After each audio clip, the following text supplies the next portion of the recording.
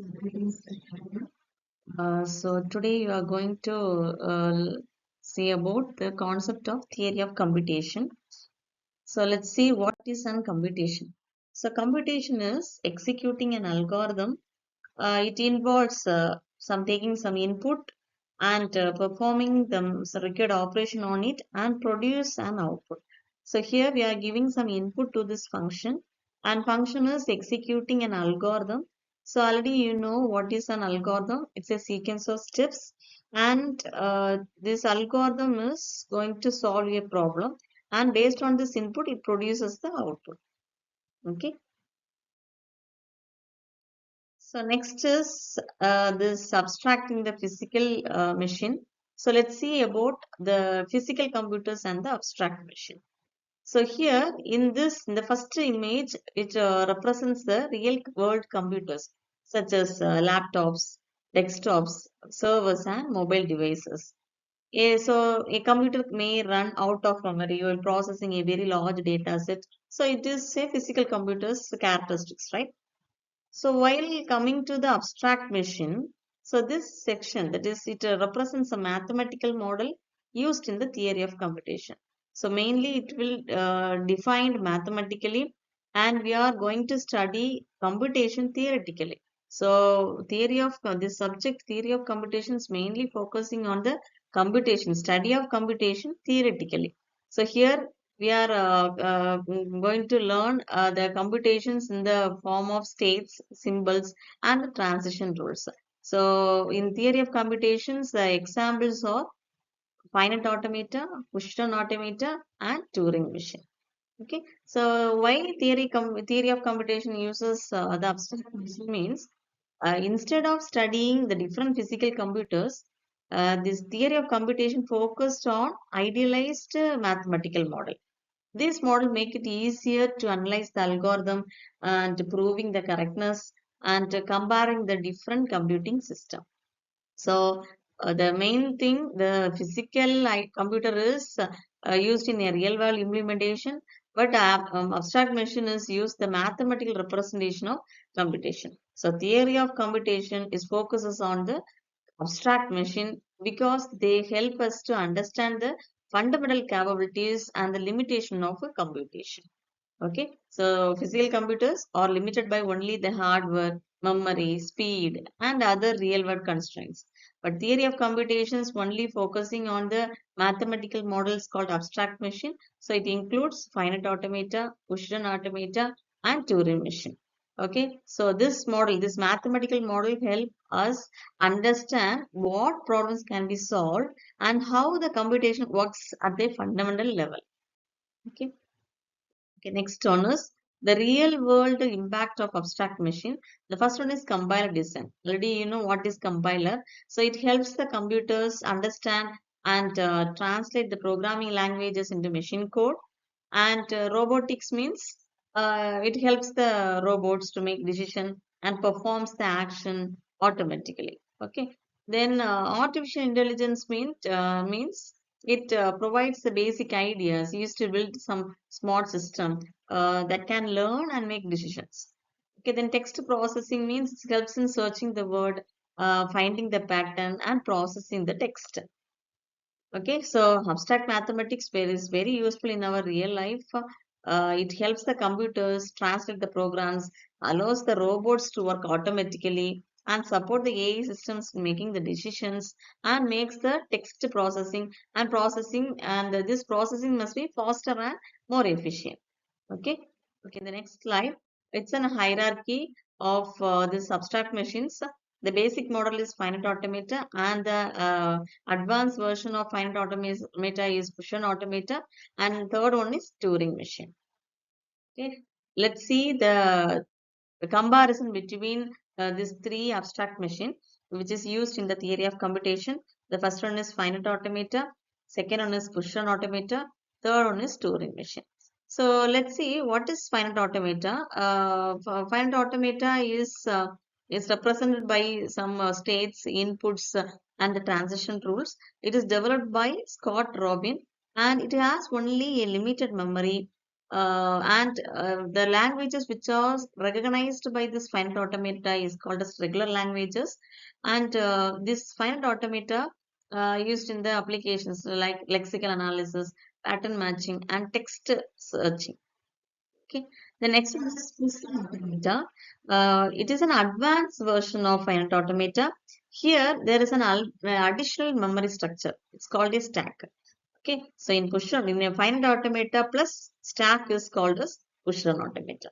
So here the languages which is recognized by this push-run automata is context-free languages, and mainly it is used in parser and the compiler design.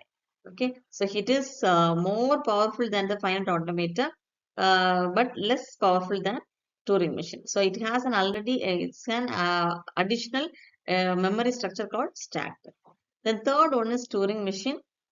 So it is invented by Alan Turing, and it has unlimited memory in the form of an infinite tape. So here it's a pointer in the infinite tape. We can move left side and right side. And it is the most powerful abstract machine.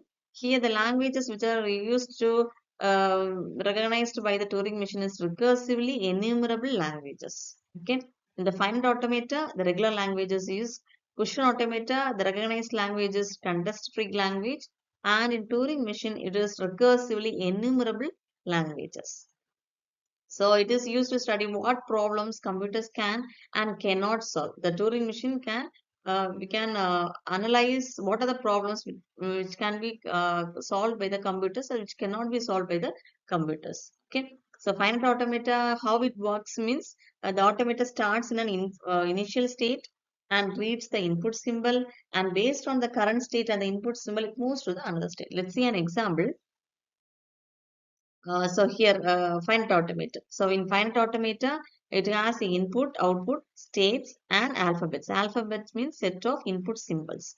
Okay. So here, this automata starts in an initial state.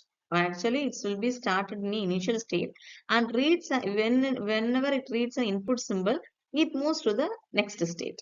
Based on the current state and this input symbol, it moves to the another state. Okay. So based on the input symbol, it is moved from the initial state to next state. So after reading all the input symbols is described in alphabets. It either accepts or rejects the input string.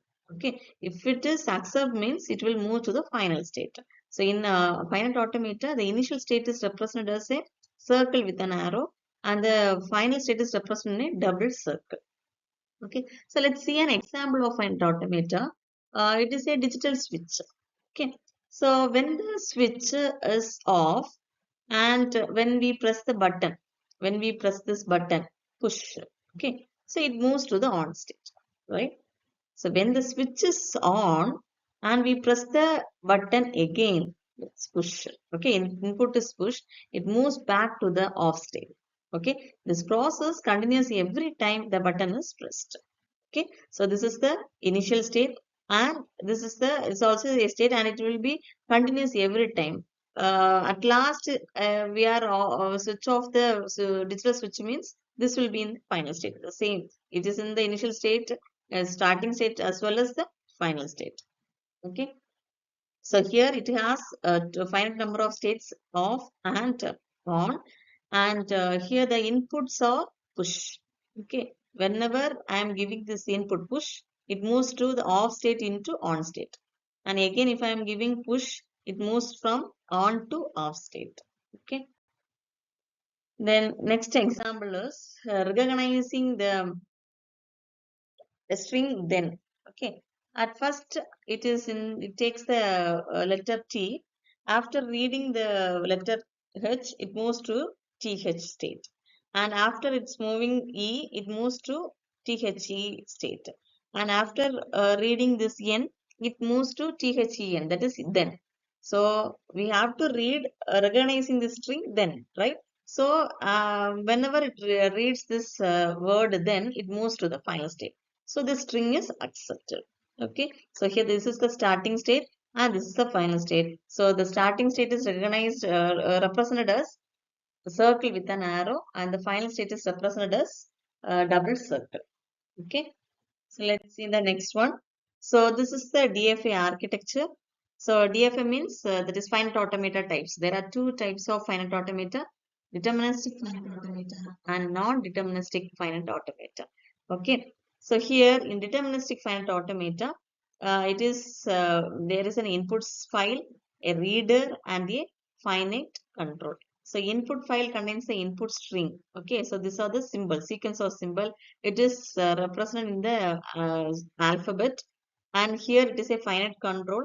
It is a device that can be in finite number of states. Okay. There is a reader, a sequential reading device. So it is mainly to scan a data one cell at a time. Okay. So there will be it's like a finite control contains a pointer. Whenever it reads a symbol A, it moves to the next symbol. Okay. So likewise, it moves to the right side. So here, this is the program. Program means it's a set of mathematical rules, takes in the input and gives the output. Okay. So here, this is the input file and reader and finite control. So this one is how the DFA works. So here, first of all, the reader should be over the leftmost symbol. Okay. So main thing is the finite control. The pointer will be in the starting position, that is leftmost symbol, and the finite control is in the starting state. Okay, starting symbol and the starting state. Then reader reads the current symbol, means then reader moves to the next symbol to the right. After reading this B, it moves to the next symbol A. Okay. So control enters a new state depends on the current state and the current symbol. Okay. So after reading this A, it moves to the next symbol and also next state. Okay. The machine repeats this action until some string is accepted and moves to the final state. Okay. Thank you.